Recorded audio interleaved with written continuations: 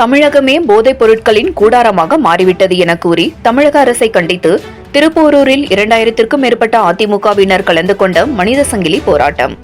தமிழகம் போதைப் பொருட்களின் கூடாரமாக மாறிவிட்டது என கூறியும் போதைப் பொருள் கடத்தலில் ஈடுபட்ட ஜாபர் சாதிக் மீது உரிய நடவடிக்கை எடுக்க வலியுறுத்தியும் அதிமுக பொதுச் செயலாளர் எடப்பாடி பழனிசாமி ஆலோசனையின்படி தமிழகம் முழுவதும் மனித சங்கிலி போராட்டம் நடத்த வேண்டுகோள் விடுத்த நிலையில் தமிழகம் முழுவதும் இன்று மனித சங்கிலி போராட்டம் நடைபெற்றது. அதன் ஒரு பகுதியாக செங்கல்பட்டு மாவட்டம் திருப்போரூர் வடக்கு ஒன்றிய செயலாளர் குமரவேல், தெற்கு ஒன்றிய செயலாளர் குட்டி என்கிற நந்தகுமார் ஆகியோரின் தலைமையில் சுமார் 2000க்கும் மேற்பட்ட அதிமுகவினர் கலந்து கொண்ட மனித சங்கிலி போராட்டம் நடைபெற்றது.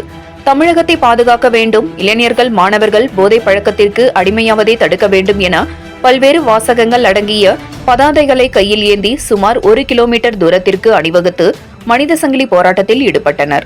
அதனைத் தொடர்ந்து திருப்போரூர் பேருந்து நிலையத்தில் திமுக அரசுக்கு எதிராக கண்டன கோஷங்கள் முழங்கப்பட்டது.